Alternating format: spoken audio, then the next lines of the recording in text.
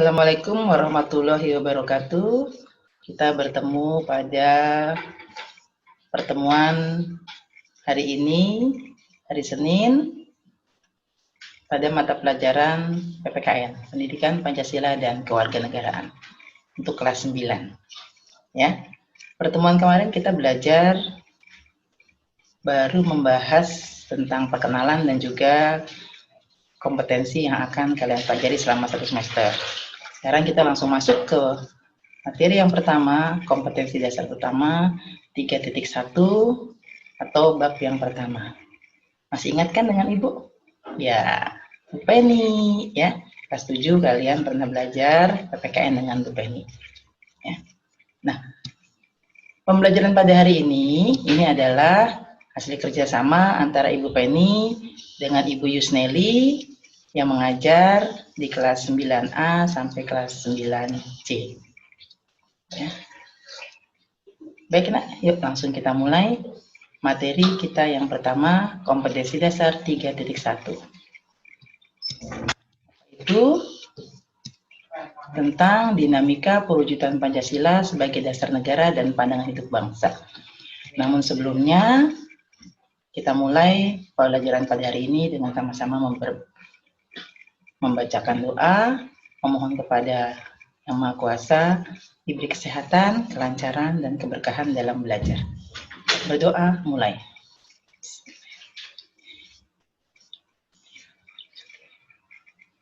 Selesai. Terima kasih.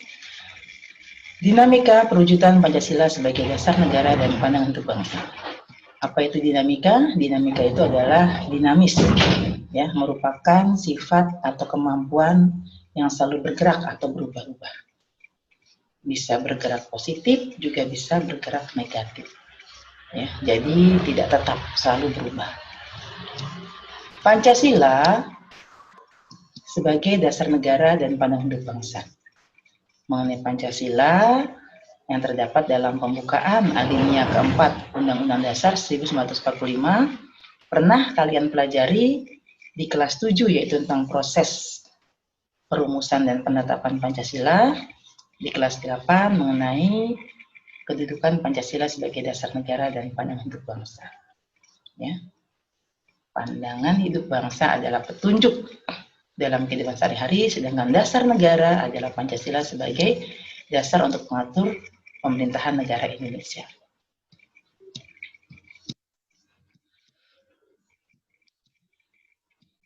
Pada bab pertama ini ada beberapa tujuan yang harus kalian penuhi.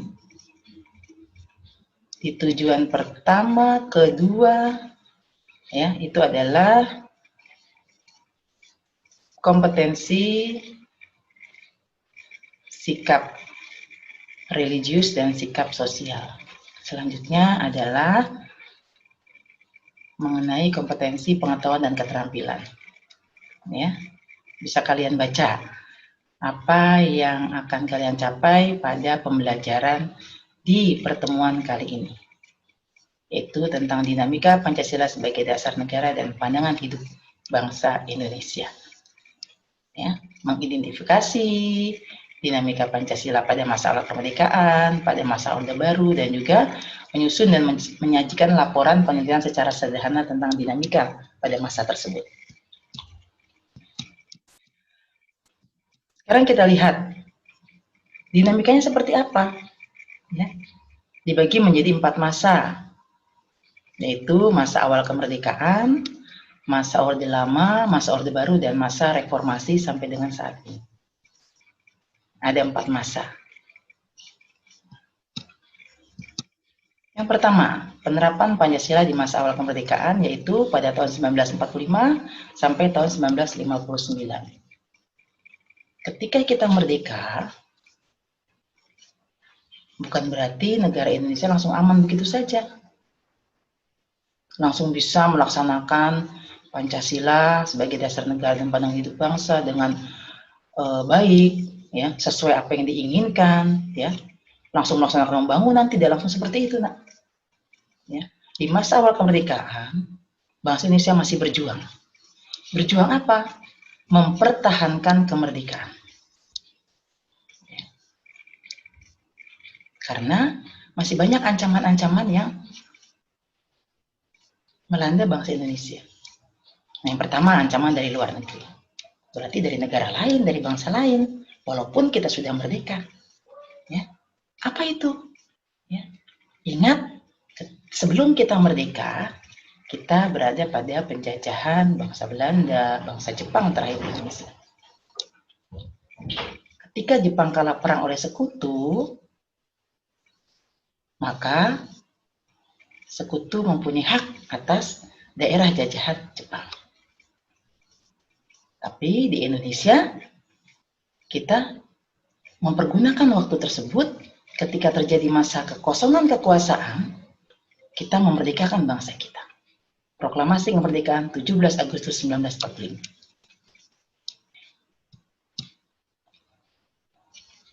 Pada tanggal 23 Agustus 45, Inggris sebagai salah satu bagian dari tentara sekutu mempunyai tugas untuk mengalihkan pemerintahan bekas jajahan Jepang kepada sekutu. Di sini dalam hal ini adalah Belanda. Maka Inggris datang ke Indonesia bersama dengan pasukan Belanda. Ya, mendarat di Aceh. 15 September sampailah Inggris di Jakarta.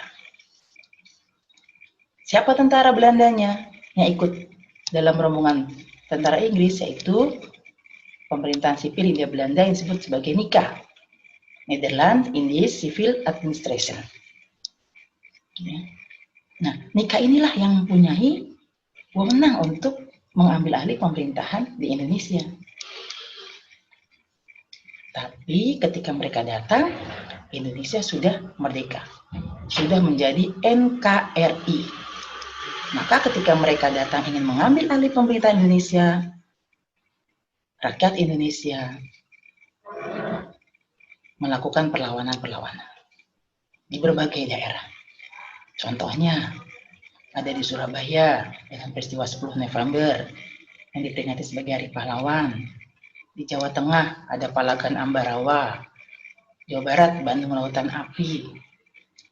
Di Sumatera ada Medan Area.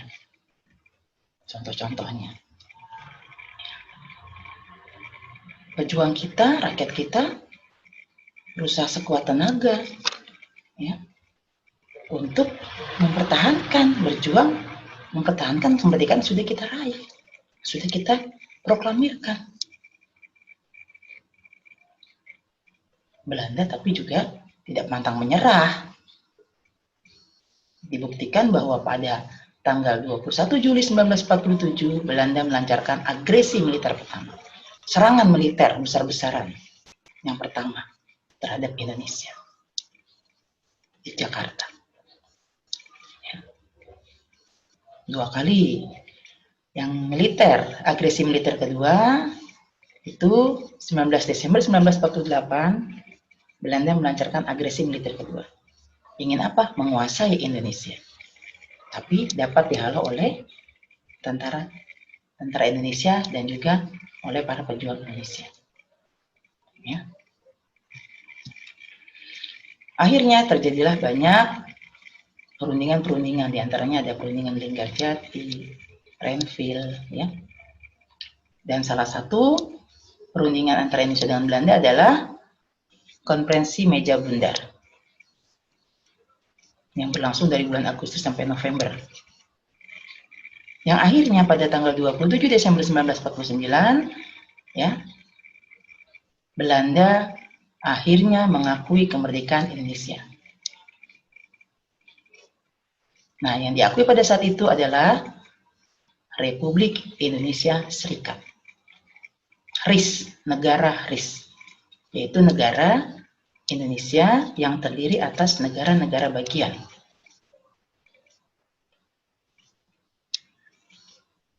Tapi yang jelas mempunyai dampak positif bahwa Belanda sudah mengakui Indonesia sebagai negara yang merdeka.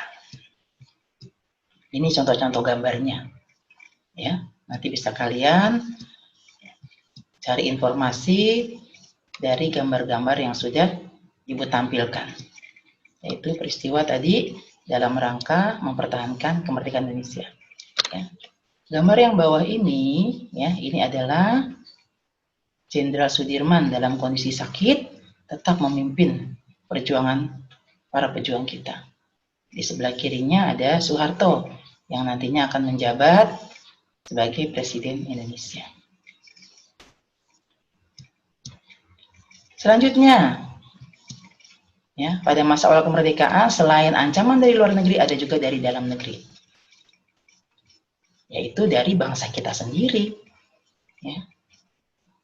Apa saja?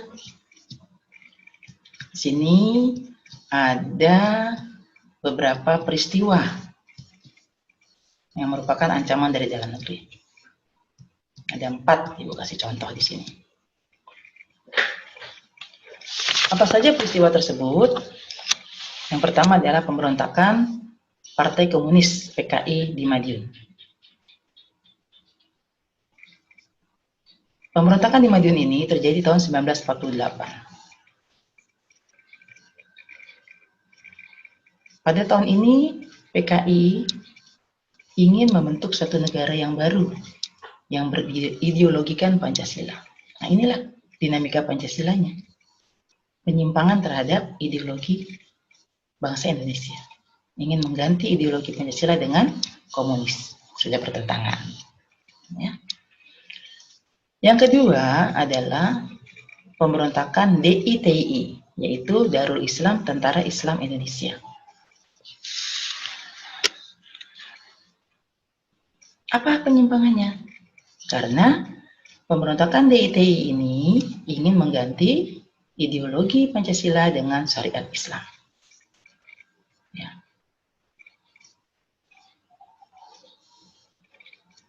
Yang ketiga adalah PRRI dan Pato Permesta. Pemerintahan Revolusioner Republik Indonesia atau Perjuangan Rakyat Semesta. Ya. Di sini PRRI Permesta juga melakukan pemberontakan karena tidak sesuai dengan kebijakan yang diambil oleh pemerintah pusat. Merasa bahwa pemerintah pusat tidak melakukan keadilan dalam pembangunan ke daerah-daerah. Itu salah satunya saja penyebabnya. Dan yang terakhir adalah RMS, Republik Maluku Selatan. Ya.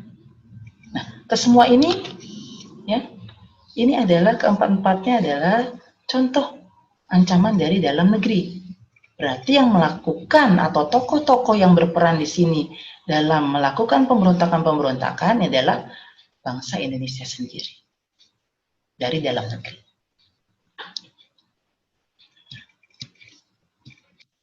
Ini contoh-contoh gambarnya, ya. Bisa cari informasi gambar-gambar tersebut. Ya. Nah, sini, ya, ini Partai Komunis Indonesia, ya. Kemudian di sini ada pimpinan Permesta, di sini RMS, ya. Di sini DITI di Jawa Barat, ya. Seperti itu. Pemberontakan dari dalam negeri, ancaman dari dalam negeri. Nah, sekarang penerapan Pancasila pada era Orde Lama, tahun 1959 sampai tahun 1965. Tadi dikatakan bahwa Indonesia menjadi negara RIS, Republik Indonesia Serikat, sejak 27 Desember 1949, yang terdiri atas banyak negara bagian. Namun, RIS tidak bertahan lama, tidak sampai 1 tahun.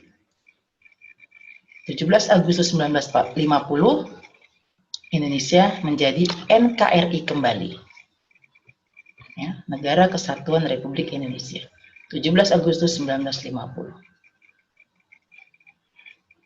Ketika menjadi NKRI kembali, undang-undang yang dipergunakan adalah Undang-Undang Dasar Sementara 1950. Ingat, sifatnya sementara. Berarti nanti akan ada undang-undang yang tetap. Undang-Undang Dasar yang tetap. ya, tapi belum dibuat. Ya. Sementara di masa itu ada PP, Peraturan Pemerintah Nomor 66 tentang penetapan lambang negara tahun 1951. Ya. Jadi sejak ini Indonesia mempunyai lambang negara Garuda Pancasila. Pada masa ini juga, ya, dari tadi tahun 50, nih tahun 50, ya, ketika tahun 55 Indonesia dapat melaksanakan pemilihan umum. Pemilu yang pertama di Indonesia dapat dilaksanakan pada tahun 1955. Pada waktu itu membentuk lembaga DPR, Dewan Perwakilan Rakyat, dan Konstituante. Apa tugas konstituante? Tugas konstituante adalah membentuk undang-undang dasar yang tetap, menggantikan undang-undang dasar sementara UUDS. Ini tadi. Ya. Jadi tugasnya membentuk undang-undang dasar tetap. Berhasilkah konstituante membentuknya? Kita lihat di slide selanjutnya. Konstitusi hasil pemilu 1955 dalam usaha membentuk undang-undang dasar yang tetap menemui jalan buntu. Kenapa? Karena pada sidang-sidang konstituante, ya, itu tidak bisa menghasilkan kata sepakat. Mereka sering terjadi pertentangan-pertentangan. Ya. Tidak ada yang sepakat. Bahkan mereka mementingkan kepentingan pribadi atau golongannya saja. Ya. Bayangkan, dari tahun 1955 ya, sampai 1959 kurang lebih 4 tahun, mereka tidak mampu membentuk undang-undang dasar. Ya. Karena apa? Terjadi pertentangan-pertentangan. Tidak mencapai kata mufakat. Ya. Padahal dalam Pancasila ada musyawarah mufakat.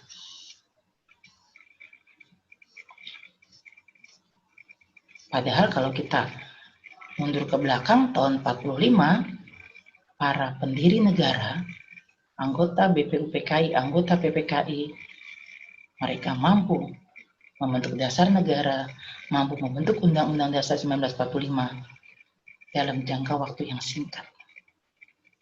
Luar biasa.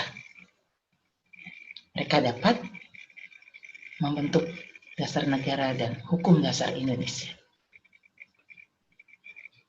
Nah, karena mereka tidak mampu membentuk undang-undang dasar yang tetap, lembaga konstituante, Soekarno sebagai presiden pada waktu itu akhirnya mengeluarkan dekrit atau pernyataan tertanggal 5 Juli 1959 pukul 17 atau 5 sore di depan Istana Merdeka di Jakarta. Istana Merdeka itu dekat Monas, nak. Kamu sudah pernah ke Monas kan? Nah, itulah istana Presidenan. Dekrit tersebut dinamai dengan Dekrit Presiden 5 Juli 1959. Apa isinya? 1. Pembubaran konstituante. Jadi, konstituante dibubarkan karena apa? Tidak mampu membentuk undang-undang dasar yang baru. 2. Berlakunya kembali Undang-Undang Dasar 1945. Jadi tidak pakai yang baru karena nggak bisa bikin yang baru, maka menggunakan Undang-Undang Dasar 1945. Ketiga, pembentukan MPRS atau MPR sementara. Inilah isi dari Dekrit Presiden 5 Juli 1959.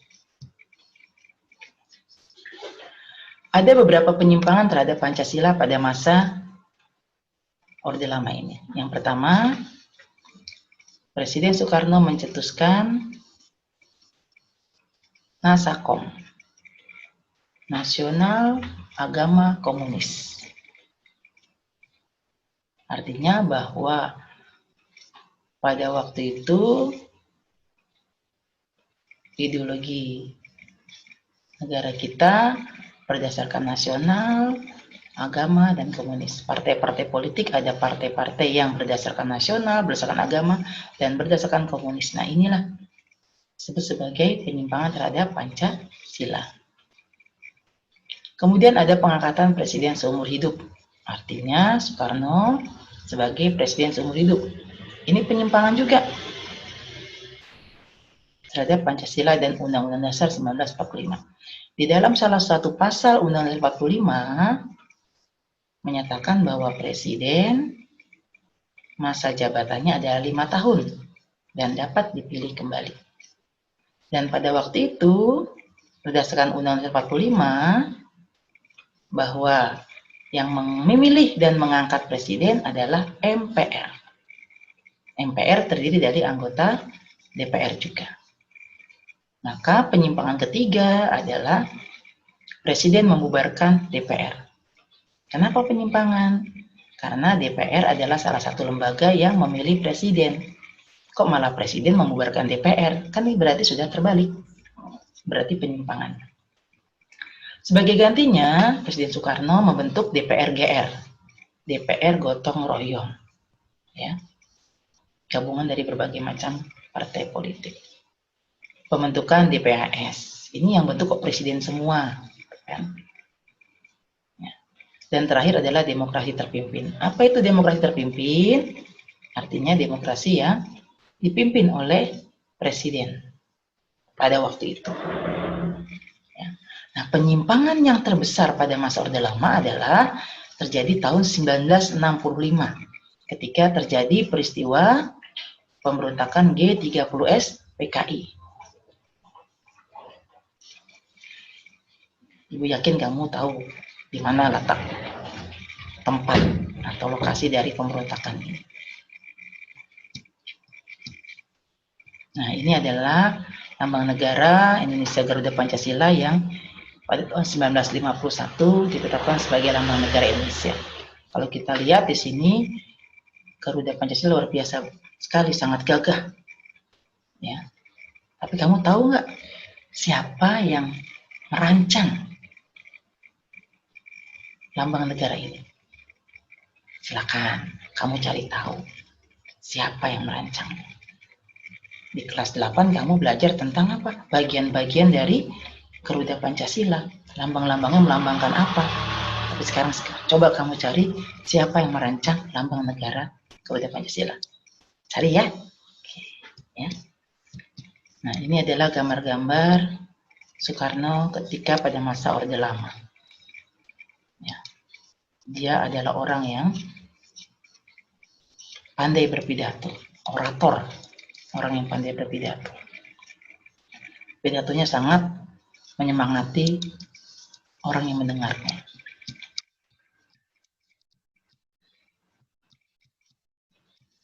Nah, inilah kesimpulan pada masa Orde Lama bahwa ideologi Pancasila seolah-olah berdiri di antara liberalisme dan komunisme.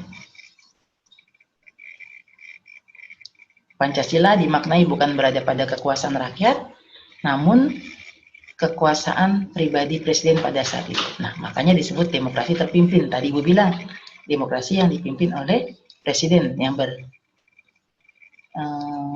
berkuasa pada saat itu. Nah, kita sampai ya di akhir, yaitu tugas. Ya. Namun sebelumnya, ya, Ibu simpulkan bahwa tadi apa? Dinamika terjadinya pergerakan Pancasila sebagai dasar negara dan sebagai pandangan hidup bangsa. Dari awal kemerdekaan sampai ke Orde Lama. Untuk lebih perjelas, untuk lebih memperdalam materi kamu terhadap materi yang tadi sudah Ibu sampaikan, ada tugas yang harus kamu kerjakan. Ingat, tugasnya ditulis, tugasnya apa? 3.11. Perintahnya baca bab 1, halaman 1-8, istilah tabel di bawah, kerjakan di buku tulis PPKN. Buku tulisnya cukup 1 saja PPKN. Ya, bisa buat catatan, ringkasan, ataupun tugas. Di sampulnya apa?